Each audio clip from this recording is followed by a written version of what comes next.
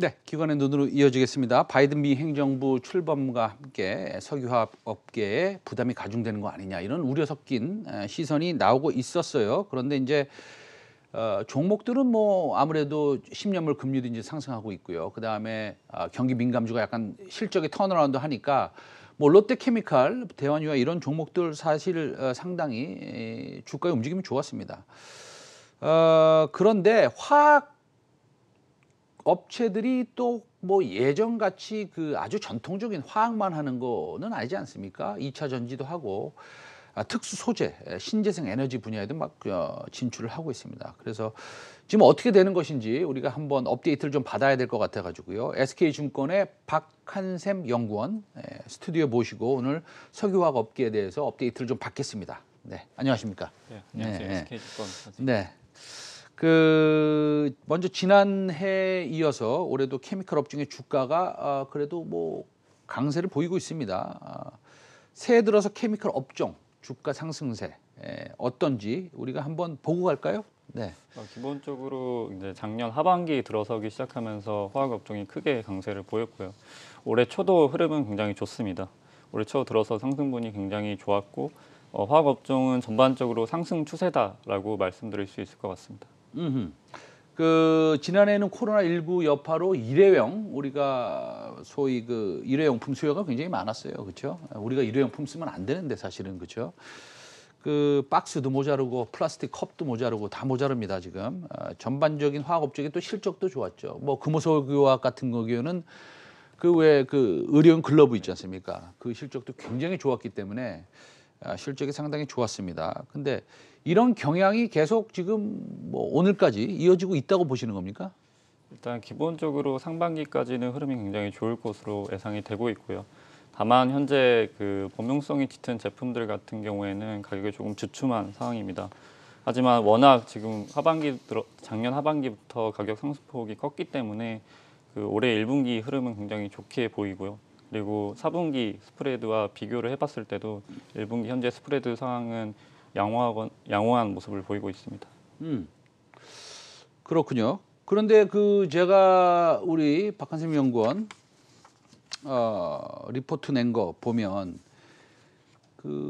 PVC 같은 가격은 조금 안 좋아 보이고, 그다음에 ABS도 조금 덜 좋아 보이고, 그렇습니다. 그런데 유독 PO만 급상승하고 있습니다. 그래서 이 PO가 무엇인지, 어디에 쓰는 물건인지, 그다음에 이게 왜 급상승을 하고 있는지, 그렇게 된다면 우리가 어떤 투자 아이디어를 좀 연결해서 생각을 해야 되는지 그거 좀 말씀해 주시죠. 기본적으로 이제 최근 한 달 사이에 납사 가격이 크게 올라와줬는데요. 타 제품들은 그만큼 따라오지는 못했고 가격은 여전히 좀 높은 편입니다. 다만 그 사이에서도 가격 상승세가 유난히 컸던 게 PO인데요. PO는 이제 프로필렌 옥사이드인데 흔히 저희가 아는 폴리우레탄의 원재료로 쓰이는 화학 제품입니다. 그 폴리우레탄 같은 경우에는 크게 뭐 경질 그리고 연질로 나뉘게 되는데요. 경질 같은 경우에는 그 가전의 그 내장재로 쓰이게 되고 연질 같은 경우에는 저희 가구 뭐 매트리스 쪽에 쓰이기도 합니다. 따라서 이번 상승 자체도 사실상 그러한 이제 가구 쪽이나 가전 쪽 수요가 좋게 되면서 같이 동반해서 상승한 것으로 파악이 되고요. 여기에서 얻을 수 있는 투자 아이디어라 하면 역시나 PO를 주로 생산하는 업체가 아닐까 싶습니다. 그러면 상황이 상대적으로 PO가 좋은데 저희는 항상 이런 생각을 합니다. 우리가 그래프를 조금 봤잖아요. 네. 다시 한번 보여주세요. 그래프를 딱 보면 이게 PO가 상당히 좋습니다. 그렇죠? 그러면 PO가 좋으니까 PO 관련된 주력 기업들의 긍정적 요소가 될 것이고, 그렇다고 본다면 이 PO 관련된 회사를 우리가 좀 투자해도 되겠느냐 이런 생각을 하게 되지 않습니까? 네. 그건 뭐 너무 단순하게 그렇게 할 수 있습니다. 근데 저런 그래프를 보면 혹시나 우리가 뒤쫓아가는 건 아닌지 이미 다 반영이 된 거고, 혹시 밑에 있는 PVC나 예를 들어서 ABS나 뭐 이런 것들을 만드는 회사를 오히려 콘트레리언으로 좀 역발상으로 우리가 그런 것들을 봐야 되는 거 아닌지라는 생각이 드는데 그거에 대해서 어떻게 생각하세요? 그런 아이디어도 현재 유효하다라고 보고 있고요. 하지만 최근 들어서 2차 전지와 같은 그 신성장 산업에 대한 모멘텀이 굉장히 컸기 때문에 2차 전지 관련 소재를 생산하는 기업들에 주목을 할 필요가 있고요. 그리고 SKC가 현재 PO가 좋기도 하지만 동박이라는 사업을 동시에 진행을 하고 있습니다. 그래서 여기에서 성장 모멘텀이 같이 나오고 있기 때문에 화학과 동박이 모두 좋은 기업이다라고 보고 있습니다. 알겠습니다. 지난해까지 화학 제품 가격이 상승한 것을 보면 뭐 4분기 얼마나 중요한지는 잘 모르겠지만 그래도 안 중요하진 않죠. 그렇죠? 그래서 4분기 실적이 기대 이상으로 나올 수 있다고 보는데 그러면은 SKC가 PO에 가장 많이 노출이 돼 있습니까? 아니면 다른 회사도 있습니까? 일반적으로 PO를 주로 생산하는 기업은 SKC와 이제 S-OIL이 있는데요. 아하. 화학사 중에서는 사실상 SKC가 독보적이다라고 말씀드릴 그러면 것 4분기 같습니다. 실적이 기대 이상으로 나올 수 있겠네요. 전반적 업체들은 이제 말씀을 드리면 기본적으로 제품에 대한 스프레드가 다 올라와줬기 때문에 양호할 것으로 예상이 되고요. 다만 그 지난 분기에는 환율이 조금 비우호적이었기 때문에 해당 부분을 좀 감안할 필요가 있고요. SKC나 아니면 타 뭐 롯데케미칼 그리고 LG화학 같은 경우에도 크래커 이슈나 정기보수 등이 있었음을 또 감안을 하셔야 되지 않을까 싶습니다. 알겠습니다. 근데 최근 케미칼 업종의 상승, 롯데케미칼은 조금 지금 조정을 받고 있지만 SKC 같은 경우에는 좀 상승 국면에 있는데 순수 화학 부분의 실적이 좋다. PO 부분의 실적이 좋다 이렇게 말씀하셨는데 그러면서 이렇게 말씀하셨어요. 2차 전지 소재 부문도 봐야 된다. 근데 그거에 대한 기대감이 예를 들어서 SKC 같은 경우에 있어서 과거의 멀티플, 소위 PER보다 현재 PER은 뭐 제가 보기엔 뭐 20, 30배 분명히 나올 겁니다. 제가 뒤져보지 않아도 분명히 나올 거예요. 좀 비싼 겁니까? 어떤 겁니까? 이게 지금 그 기대감이 너무 크게 작용한 겁니까? 아니면 그렇지 않다. 지금도 사실은 너무 투자할 만하다. 어떻게 생각하십니까? 가격 자체는 굉장히 부담스럽게 느껴지긴 하지만 앞으로의 성장성이 없냐라고 말했을 때는 또 그렇지 않다라고 말씀드릴 것 같습니다. 기본적으로 현재 SKC가 이제 전기차 시장의 수혜를 동반하고 있고요. 또한 그 현재 동박 생산 능력이 약 그 3.4만 톤 가까이 되는데요. 그 앞으로 5공장, 6공장이 추가로 증설이 완료가 되면 5.2만 톤까지 늘어날 예정입니다. 그리고 어제 이제 발표가 있었는데요. 그 말레이시아 쪽에 해외 공장을 증설을 하게 되면서 2023년에는 약 그 4.4만 톤을 더해서 9.6만 톤에 가까운 그 생산 능력을 확보하게 되기 때문에 충분히 성장 동력은 여전하다고 보고 있습니다. 알겠습니다. 그러면 박한샘 연구원이 커버하시는 종목들 중에서 지금 SKC를 탑픽으로 꼽으시는 겁니까? 올해 2021년도에? 네. 아하, 그렇군요. LG화학 좀 아세요? LG화학 네, 같이 커버하고 있습니다. 커버하고 계시죠? 그럼 종가 기준으로 100만 원을 돌파했다가 지금은 정확히 얼마입니까? 한번 보여주시죠.